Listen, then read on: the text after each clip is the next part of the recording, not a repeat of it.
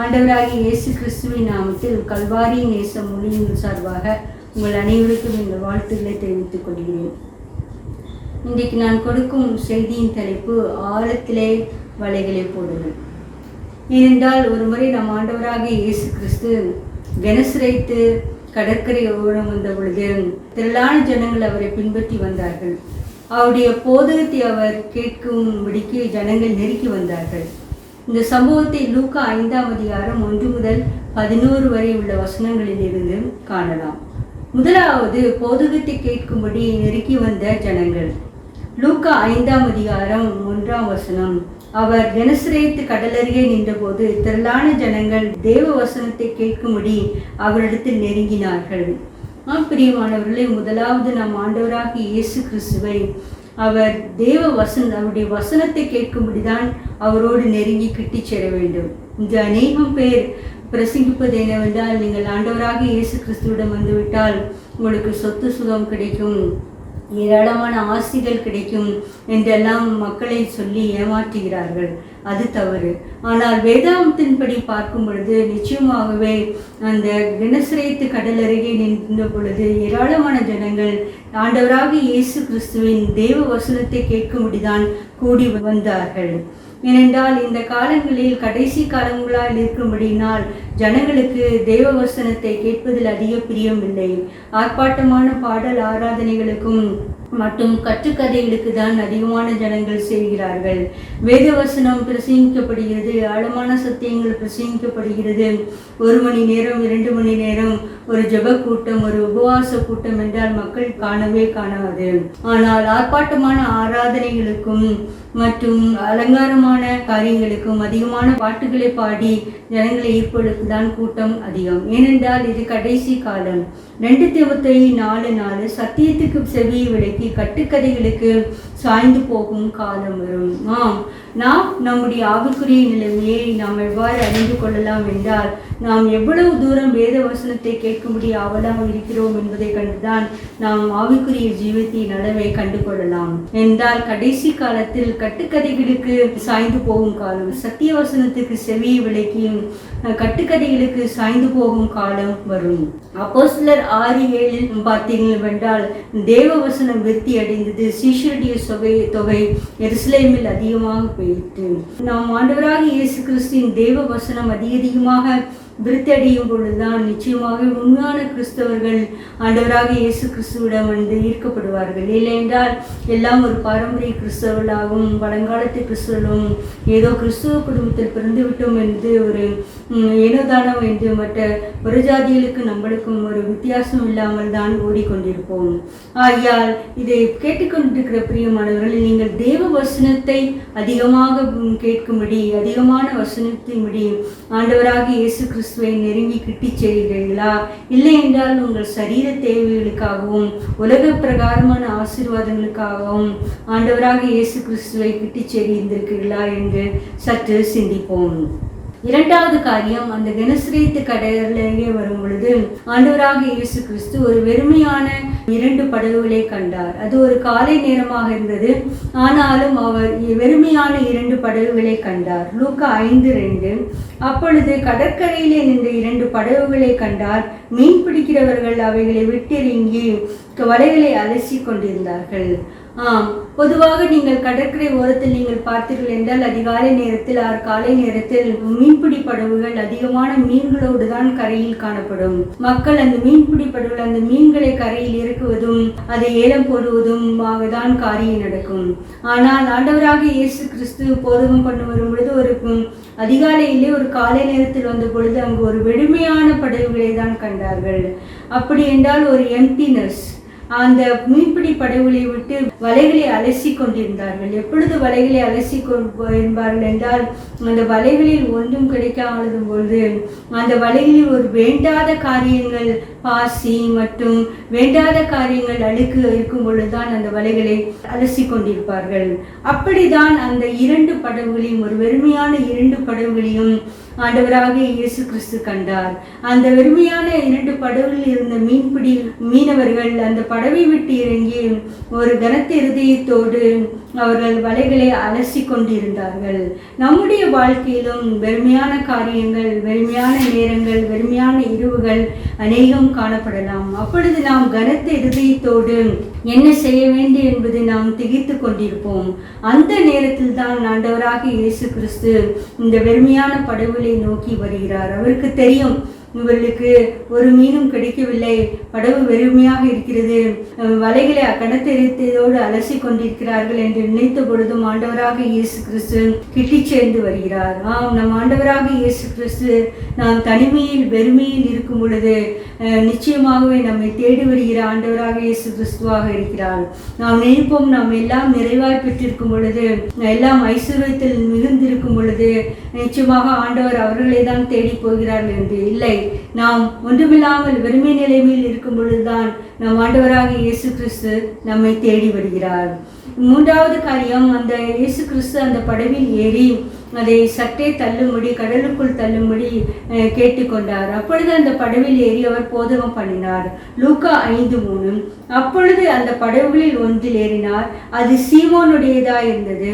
அதை சற்றே தள்ளும்படி அவனை கேட்டுக்கொண்டு அந்த படவில் உட்கார்ந்து ஜனங்களுக்கு போதகம் பண்ணினார். இங்கு ஆண்டவராக இயேசு கிறிஸ்துவுக்கு நன்றாக தெரியும், அந்த படகுகள் வெறுமையான படகுகள் தான், அந்த செம்படவர்கள் மிகவும் கனத்த இருதயத்தோடு தான் இருக்கிறார்கள் என்று. ஆனாலும் அவர்களுக்கு உடனடியாக எந்தவித ஒரு அற்புதத்தையும் அவர் செய்யவில்லை. ஆனால் அந்த படவில் ஏறி போதகம் பண்ணினார்.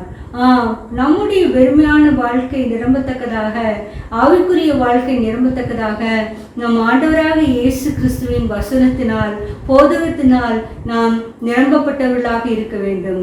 இதே சம்பவத்தை நீங்கள் மத்தேயு நற்செய்தி நூலில் பார்க்கும் பொழுது, அவர் திரளான ஜனங்களை கண்ட பொழுது படவில் ஏறி அவர்களுக்கு போதகம் பண்ணினார். என்ன போதகம் என்றால், தேவராஜ்யத்துக்குரிய காரியங்களை குறித்து, அநேக காரியங்களை குறித்து அநேக உண்மைகளால் அவர்களுக்கு விளக்கி சொல்லிக்கொண்டே இருந்தார். ஒரு நீண்ட போதகத்தை தான் ஆண்டவராக இயேசு கிறிஸ்து பண்ணினார். அந்த போதகம் பண்ணி கொண்டிருக்கும் பொழுது நிச்சயமாகவே அந்த தனியாக நின்று சீமோன் பேதுரு வலைகளை அலசி கொண்டிருந்த பொழுது அந்த போதகத்தையும் அவர் கேட்டுக்கொண்டே தான் இருப்பார். ஏனென்றால் இப்பொழுது ஆண்டவராக இயேசு கிறிஸ்து சற்று தள்ளி உள்ளே, கடலுக்கு உள்ளே படவில் நின்று போதகம் பண்ணி கொண்டிருக்கிறார். இந்த செம்படவர்களும் கடலில் தான் நின்று வலைகளை அலசி கொண்டிருக்கிறார்கள். திரள் கூட்டமான ஜனங்கள் கடற்கரையில் நின்று அவருடைய போதகத்தை கேட்டுக்கொண்டே இருக்கிறார்கள். அப்பொழுது இந்த வலையை அலசி கொண்டிருந்த சீமோன் பேதுரும் அவன் கூட்டாளிகளும் கூட நிச்சயமாகவே ஆண்டவராக இயேசு கிறிஸ்துவின் போதகத்தை கேட்டுக்கொண்டே இருப்பார்கள். வெறுமையான வாழ்க்கையை நாம் ஆண்டவராக இயேசு கிறிஸ்து நிரப்புவதற்கு முன்பதாக அவர் நம்முடைய இருதயத்தை, நம்முடைய ஆத்மாவை அவர் நம்முடைய வசனத்தினால், அவருடைய போதகத்தினால் நிரப்புகிற தேவனாக இருக்கிறார். ஏனென்றால் நம்முடைய வாழ்க்கை, வெறுமையான வாழ்க்கை அவருடைய வசனத்தினால், போதகத்தினால் நிறைந்திருக்கும் பொழுதுதான் நிச்சயமாகவே நம்முடைய வாழ்க்கையில் ஒரு பெரிய அற்புதங்கள் ஏற்படும். முக்கியமாக நம்முடைய மனது முதலாவது ஆண்டவராக இயேசு கிறிஸ்துவின் போதகத்தை நோக்கிதான் ஈர்க்கப்பட்ட இருதயமாக இருக்க வேண்டும். ஆண்டவர் அற்புதம் செய்வராகவோ அதிசயம் செய்வராகவோ நாம் அவரில் ஈர்க்கப்பட்டிருந்தோமானால் அந்த அற்புத அடையாளங்கள் முடிந்த காலம் முடிந்த பிற்பாடு அதிக கஷ்டம் வரும் பொழுது நாம் பின்வாங்கி திரும்பி போய்விடுவோம். ஆனால் நாம் முதலாவது நம் இருதயம் தேவ வசனத்துக்கு ஏற்ற காரியங்களால் நிரப்பப்படும் பொழுது, தேவ ராஜ்யத்துக்கு பிரயோஜனமான காரியங்களால் நிரப்பப்படும் பொழுது நிச்சயமாகவே தேவ ராஜ்யத்தை விரும்புகிற மக்களாக, அவருடைய வசனத்தை விரும்புகிற மக்களாக நாம் காணப்படுவோம். 3 யோவான் கூட சொல்லுகிறார், அப்போஸ்தலனாகிய யோவான் கூறுகிறார், பிரியமானவனே, உன் ஆத்துமா வாழ்ந்திருக்கிறது போல நீ எல்லாவற்றிலும் வாழ்ந்து சுகமாயிருக்க வேண்டும் என்று வேண்டுகிறேன் என்று. நம்முடைய ஆத்துமா கொழுத்ததாக இருக்கும் பொழுது நிச்சயமாகவே நம்முடைய வெளிப்புற வாழ்க்கையும் அதிக செழிப்பாக இருக்கும். நம்முடைய வாழ்க்கையில் ஆத்துமா மிகவும் நோஞ்சானாக இருந்தால் வெளிப்புற வாழ்க்கையில் எத்தனை செல்வங்கள் பெற்றிருந்தாலும் அதனால் எந்த பிரயோஜனமும் கிடையாது. ஒருவேளை மக்களுக்கு முன்பதாக, பிரஜாதி உங்களுக்கு முன்பதாக நாம் ஒரு பெரிய ஆளுகளை போல காணப்படலாம். ஆனால் நம்முடைய வாழ்க்கை வெறுமையான படவாக இருக்கிறதா அல்லது ஆண்டவராக இயேசு கிறிஸ்துவின் போதகத்தால் நிறைந்திருக்கிறதா என்று நாம் சிந்திக்க வேண்டும். ஏனென்றால் நம்முடைய பிரச்சனைகள், ஏமாற்றங்கள், கவலைகள், துக்கங்கள், கண்ணீர்கள் எல்லாம் ஆண்டவராக இயேசு கிறிஸ்து துடைக்க வல்லவராக இருக்கிறார். அதற்கு முன்பதாக அவர் நம்முடைய இருதயத்தை போதகத்தால் நிரப்ப வேண்டும் என்று விரும்புகிறார். அவ்வாறு தான் மக்களுக்கு பிரசங்கம் போதகம் பண்ணி கொண்டிருந்தார். மக்கள் அந்த பிரசங்கத்தை கேட்டு ஆண்டவரிடம், இயேசு கிறிஸ்துவிடம் ஈர்க்கப்பட்டு கொண்டே இருந்தார்கள். நீங்கள் மத்தேயுவில் பார்த்தீர்கள் என்றால் ஒரு முறை 3 நாட்கள் ஆண்டவராக இயேசு கிறிஸ்து ஜனங்களுக்கு போதகம் பண்ணி கொண்டே இருந்தார். அவர்களுக்கு எந்த பசியும் தாகமும் எடுக்கவே இல்லை. ஆண்டவராக இயேசு கிறிஸ்து போதகம் பண்ணும் பொழுது எந்த பாடல்களையும் பாடி ஜனங்களை ஈர்க்கவே இல்லை. அவளுக்கு வசனத்தை தான் அதிகமாக பேசிக்கொண்டே இருந்தார். ஜனங்கள் ஈர்க்கப்பட்டிருந்தார்கள்.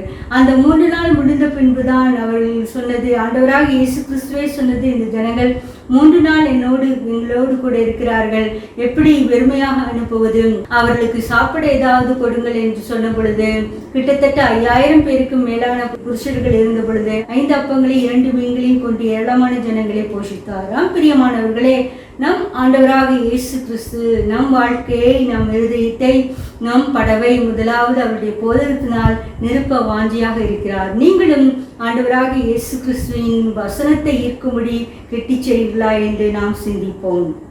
அந்த போதகம் முடிந்த பின்பு ஆண்டவராக இயேசு கிறிஸ்து இப்பொழுது மெருமையான படவை நிரப்ப வேண்டும் என்று ஆசை கொள்கிறார். அதற்காக இவ்வாறு கூறுகிறார். லூக்கா 5:4 அவர் போதகம் பண்ணி முடித்த பின்பு சீமோனை நோக்கி, ஆழத்திலே தள்ளி கொண்டு போய் மீன் பிடிக்கும்படி உங்கள் வலைகளை போடுங்கள் என்றார். இப்பொழுது ஆண்டவராக இயேசு கிறிஸ்து சீமோன் பேதுருவுக்கும் அவர் கூட்டாளிகளுக்கும் ஒரு அதிசயம் செய்ய விரும்புகிறார். அந்த வெறுமையான 2 படகுகளையும் ஒரு மீன்களால் நிரப்ப வேண்டும் என்று விருப்பம் கொள்கிறார். ஆகையால் அவர் கூறினது, ஆழத்திலே தள்ளி கொண்டு போய் வலைகளை வீசுங்கள் என்று கூறுவது. பொதுவாக மீன்பிடி படகுகள் காலை நேரத்தில் மீன் பிடிப்பதற்காக செல்ல மாட்டார்கள். இப்பொழுது ஆண்டவராக இயேசு கிறிஸ்துவின் போதகம் முடிந்த வேலை ஒரு மத்தியான வேலையாக இருக்கலாம். ஆனால் அந்த மத்தியான வேளையில் செம்படவர்கள் மீன் பிடிக்க போகவே மாட்டார்கள். அவர்கள் எல்லாம் பல காலம் சிறு வயதிலிருந்தே அவர்கள் மீன்பிடி தொழிலில் தான் இருந்தவர்கள். அவர்களுக்கு ஆண்டவராக இயேசு கிறிஸ்து கூறுவது, ஆழத்திலே தள்ளி கொண்டு போய் நீங்கள் வலைகளை வீசுங்கள் என்பதுதான். பிரியமானவர்களே, நாம் ஆண்டவராக இயேசு கிறிஸ்து கொடுக்கும் ஒரு சத்தியம், உபதேசம் என்றால் நம்மை ஆழத்தில், ஆவிக்குரிய ஜீவியத்தில் ஆழமான சத்தியங்களில் நடக்கிற காரியமாக இருக்கும். ஏனென்றால் நம் ஆண்டவராக இயேசு கிறிஸ்து எதையுமே ஒரு மேலோட்டமாக செய்து முடிப்பவரே இல்லை. நாம் ஆவிக்குரிய வாழ்க்கையில் மிகவும் பின்தங்கிய நிலைமையில் உள்ளவர்களாக இருந்தால் முதலாவது அவர் போதகத்தால் பிற்பாடு அவருக்கு நாம் நெருங்கி ஜீவிக்கும் பொழுது, அவருடைய சத்தியத்தை கேட்டு நாம் அவரோடு நெருங்கி ஜீவிக்கும் பொழுது நமக்கு ஒரு ஆழமான காரியங்களை கற்பிக்கிற தேவனாக இருக்கிறார். எதையுமே அவர் மேம்போட்டாக செய்கிற தேவன் அல்ல, அவர் ஆழமான காரியங்களை போதிக்கிற தேவனாக இருக்கிறார். நாம் அவரை கிட்டி சேரும் போது ஆழமான சத்தியங்களை கேட்க ஆவலாக இருக்கிறோமா? இல்லை என்றால் மேம்போக்காக ஏதோ ஒரு வசனத்தை கேட்டுவிட்டு அந்த வசனத்தின் மூலம் நமக்கு அதிசயம், அற்புதம் நடக்க வேண்டும், நம் வாழ்க்கையில் உள்ள ஏமாற்றங்கள், கவலைகள், கண்ணீர்கள் தீர வேண்டும் என்று நினைக்கிறோமா? சிந்திப்போம். பிரியமானவர்களே, நம் ஆண்டவராக இயேசு கிறிஸ்து எப்பொழுதும் நம்மை தேவராஜ்யத்துக்கு, பரலோக ராஜ்யத்துக்கு நம்மை ஆயத்தப்படுத்துகிற தேவனாக இருக்கிறார். ஏனோ தானா என்று அவர் விட்டுகிற தேவனே இல்லை. ஆகையால் அதை தான் கூறுகிறார், நீங்கள் ஆழத்திலே தள்ளி கொண்டு போய் உங்கள் வலைகளை போடுங்கள் என்றார். ஏனென்றால் அவர் நம் ஆண்டவராக இயேசு கிறிஸ்து மக்களை அதிகமாக நேசிப்பவர், மிகவும் நல்ல ஆண்டவர். நம்முடைய பிரச்சனை என்பது என்ன என்று தெரியும். ஆனாலும் அவருடைய சொற்பொழி கேட்டு நிற்கும் பொழுது நிச்சயமாகவே நம் வாழ்க்கையில் அவ்வாறு நடக்கும். இப்பொழுது சீமோன் பேதுரு ஆண்டவராக இயேசு கிறிஸ்துவிடம் கூறுகிறார். அவர் சிறுவயது முதலே அவர் மீன்பிடி தொழில்தான். ஆனால் ஆண்டவராக இயேசு கிறிஸ்துவின் போதகத்தை கேட்ட பின்பு அவர் கட்டளைக்கு செவி கொடுக்கிறார். இவ்வாறு செய்கிறார். லூக்கா 5:5 அதற்கு சீமோன், ஐயரே, ராம் முழுதும் நாங்கள் பிரயாசப்பட்டும் ஒன்றும் அகப்படவில்லை, ஆயினும் உம்முடைய வார்த்தையின்படியே வலைகளை போடுகிறேன் என்றார். இங்கு சீமோன் பேதுரு கூறுகிறது, ஆண்டவரே, நாங்கள் ராம் முழுவதும் பிரயாசப்பட்டோம், ஆனால் ஒரு மீனும் அகப்படவே இல்லை. இப்பொழுது இந்த மத்தியான உச்சிவெயில் நேரத்தில் போய் வலைகளை போடுங்கள் என்று அதுவும் ஆழத்தில் போடுங்கள் என்று சொல்லுகிறேன், நான் உம்முடைய வார்த்தையின்படியே செய்கிறோம் என்று கூறுகிறார்கள். ஆண்டவராக இயேசு கிறிஸ்துக்கு முன்பாக அவர் தன்னுடைய தொழில் திறமையை காண்பிக்கவே இல்லை. போதகத்தினால் நிறைந்த அவர் இப்பொழுது ஆண்டவராக இயேசு கிறிஸ்துவின் வார்த்தைக்கு கீழ்ப்படுகிறார். நம்முடைய வாழ்க்கையிலும் இவ்வாறு தான் நடக்கும். நம் ஆண்டவராக இயேசு கிறிஸ்துவின் போதகத்தினால் நிறைக்கப்பட்டு இருக்கும் பொழுது அவர் சொல்லும் எல்லா கட்டளைகளுக்கும் நாம் கீழ்ப்படிவோம். அந்த கட்டளைகள் சில வேளை இயற்கைக்கு விரோதமாக இருந்தாலும், நம்முடைய திறமைக்கு மேம்பட்டதாக இருந்தாலும், நாம் திறமைக்கு ஒத்துவராத காரியங்களாக இருந்தாலும் நாம் அவருக்கு கீழ்ப்படிய சித்தமாய் இருப்போம். அவ்வாறு தான் இங்கு சீமோன் பேதுரு கூறுகிறார், ஐயரே, ராம் முழுவதும் பிரயாசப்பட்டும் ஒன்றும் அகப்படவில்லை, ஆனாலும் உம்முடைய வார்த்தையின்படியே வலைகளை போடுகிறோம் என்று கூறுகிறார்கள். ஏனென்றால் இப்பொழுது ஆழத்தில் தான் வலையை போட வேண்டும். பொதுவாக மீன்கள் ஆழ்கடல் மீன்களாக தான் இருக்கும். மத்தியான உச்சி வெயிலில் மேம்போட்டாக எந்த மீன்களும் மேலே வராது. ஆனால் இரவு நேரத்தில் நாம் மீன் பிடிக்க செல்லும் பொழுது அநேக மீன்கள் மேலே வரும் சுவாசிப்பதற்காகவும். அந்த கடல் சற்று குளிர்ச்சியாக இருப்பதனால் மேலே வரும் சுவாசிப்பதற்காக. ஆனால் இப்பொழுது கடலே உஷ்ணமாக இருந்தபடினால் அந்த மீன்கள் எல்லாம் ஆழத்தில் போய்விட்டது. அதனால் தான் ஆண்டவர் சொல்கிறார், ஆழத்தில் தள்ளி கொண்டு போய் வலைகளை வீசுங்கள். நம் ஆண்டவராக இயேசு கிறிஸ்து அகிலத்தையும் படைத்தவர். அவருக்கு எப்பொழுது எங்கே மீன் இருப்பது என்று ஆழமான இடத்தில் இருக்கிறது கூட தெரியும். நம் ஆண்டவராக இயேசு கிறிஸ்து நம் கருகலான சத்தியங்களை விளங்க பண்ணுகிற தேவனாக இருக்கிறார். ஆழமான சத்தியங்களை நமக்கு விளக்கி சொல்ல ஆவலாக இருக்கிறார். அதற்கு நாம் சீமோன் பேதுருவை போல நாம் கீழ்ப்படிய வேண்டும். அவருக்கு முன்பாக நாம் திறமையோ புத்தியோ எந்த காண்பிக்க அவசியமே இல்லை. அவருடைய சொற்படி நாம் கேட்கும் பொழுது நிச்சயமாகவே ஒரு பெருத்த ஆசீர்வாதம் கிடைக்கும். அப்படித்தான் சீமோன் பேதுருக்கு நடந்தது. அவர்கள் வலைகள் கிழியத்தக்கதாக மீன்களை பிடித்தார்கள். லூக்கா 5:6. அந்தபடியே அவர்கள் செய்து தங்கள் வலை கிழிந்து போகத்தக்கதாக மிகுதியான மீன்களை பிடித்தார்கள். அப்பொழுது மற்ற படகுகளின் கூட்டாளிகள் வந்து தங்களுக்கு உதவி செய்யும்படி சைகை காட்டினார்கள். அவர்கள் வந்து 2 படகுகளும் அமிழத்தக்கதாக நிரப்பினார்கள். இப்பொழுது பாருங்கள் பிரியமானவர்களே, இப்பொழுது ஆழத்தில் சென்று உச்சிவெயில் நேரத்தில் ஒரு 3 மணி நேரத்தில் எந்த மீனும் கிடைக்காத, யாருக்கும் கிடைக்காத ஒரு நேரத்தில் இப்பொழுது வலை கிழிந்து போகத்தக்கதாக அவர்கள் மீன்களை பிடித்தார்கள். ஒரு பெரிய அதிசயம் அவர்கள் வாழ்க்கையில் நடக்கிறது. வலை கிழிந்து போவது மட்டுமல்ல, அந்த 2 படகுகளும் நிரம்பத்தக்கதாக அவர்கள் கூட்டாளிகளுக்கும் சகி காட்டி கூப்பிடுகிறார்கள், வாங்கள் வாங்கள், அதிகமான மீன்கள் பிடித்திருக்கிறது.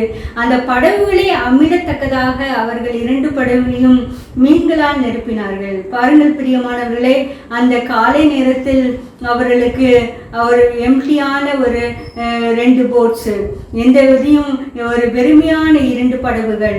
அவர்கள் வெறுமையாக இருந்தபடியினால் அந்த வெறுமையான வாழ்க்கையை ஆண்டவராக இயேசு கிறிஸ்து முதலாவது அவருடைய போதகத்தினால் நிரப்பினார். இப்பொழுது அந்த வெறுமையான படகுகள் வெறுமையான வாழ்க்கையை ஆசீர்வாதத்தினால் நினைக்கிறார். ஆழத்திலே தண்டு கொள்ளி போய் அவர்களை வலையை போடும் பொழுது சீமோன் பேதுருக்கும் அவர் கூட்டாளிகளுக்கும் 2 படகுகளும் நிரம்பத்தக்கதாக, படகுகள் அமிழத்தக்கதாக அவர்களுக்கு மீன்கள் கிடைத்தது. ஒரு வாழ்க்கையிலே அவர்கள் இவ்வளவு மீன்களை பார்த்ததே இருக்க மாட்டார்கள். அவர் வாழ்க்கையில் இவ்வளவு மீன்களை பிடித்தே இருக்க மாட்டார்கள்.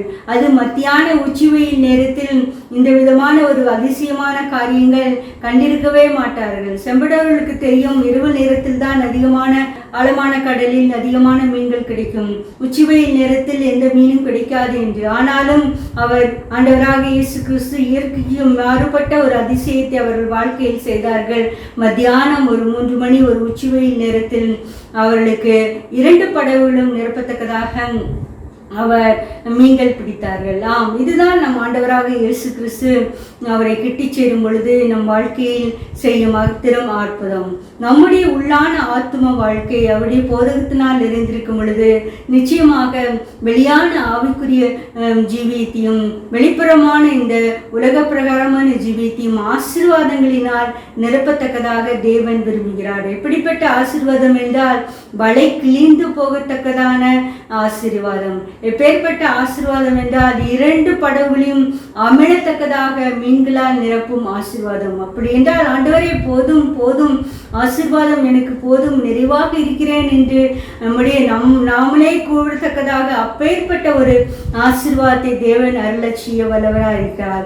ஏனென்றால் தேவனுடைய ஆசீர்வாதத்துமே ஐஸ்வர்யத்தை தரும், அதனோடு அவர் வேதனையை கூட்டார் என்பது.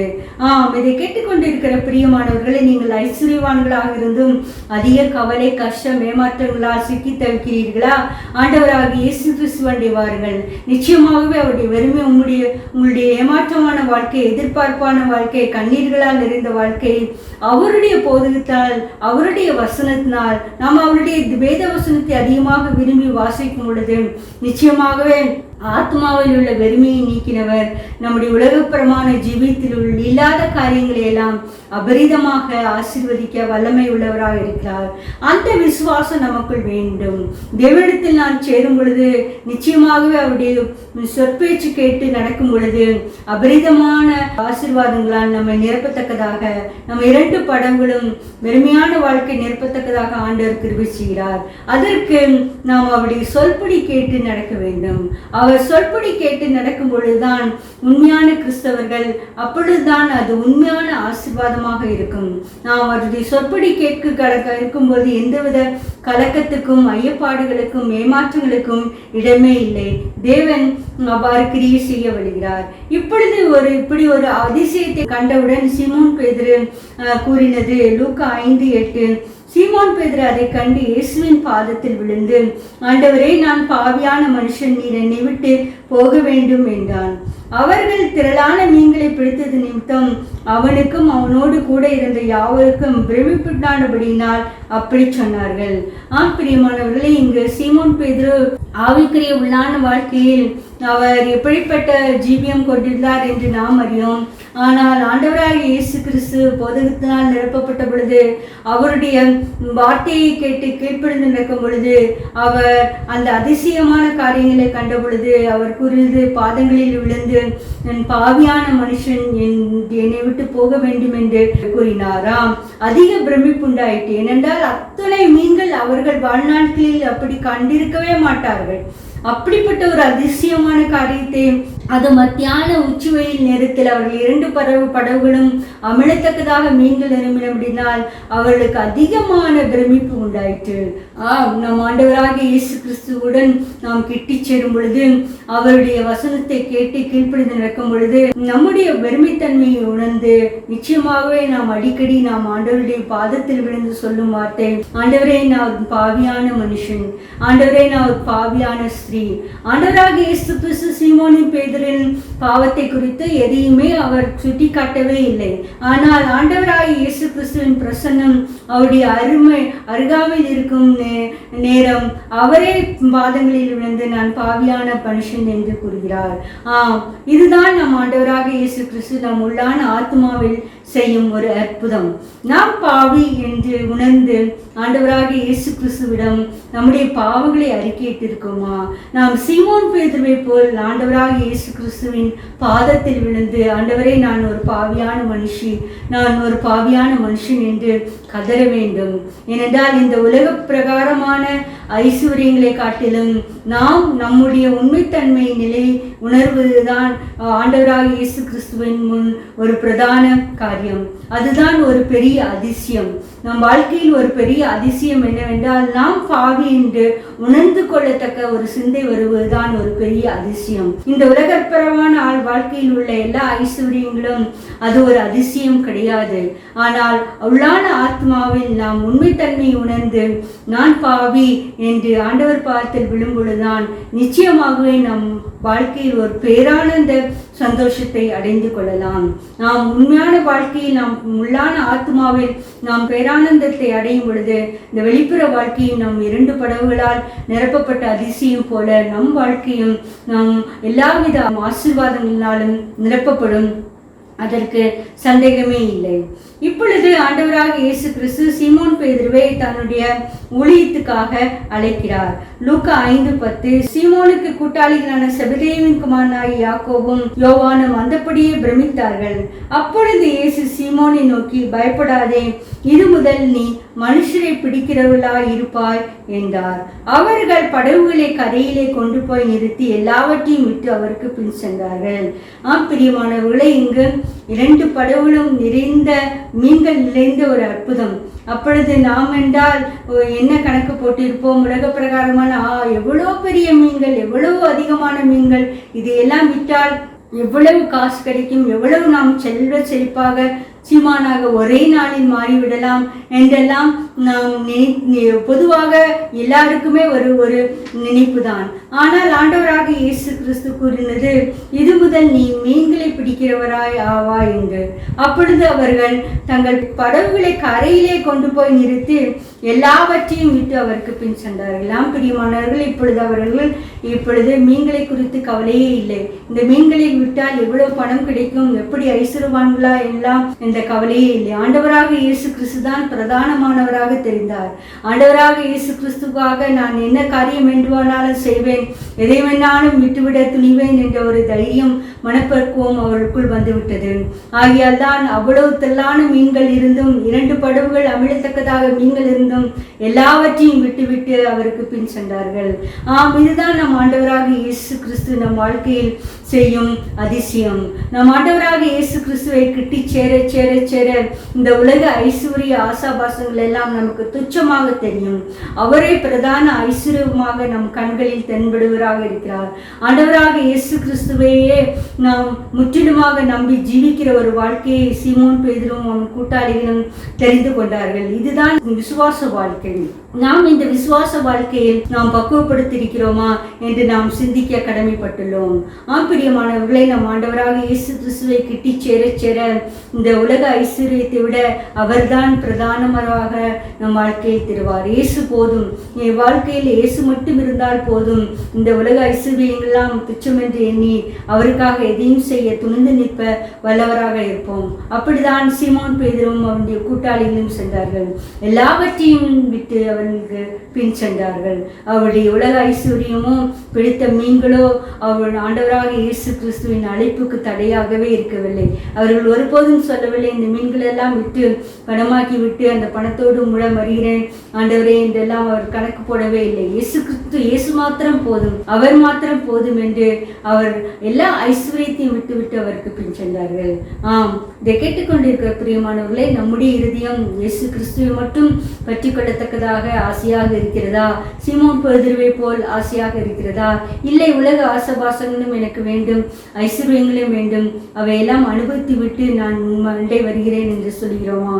இல்லை.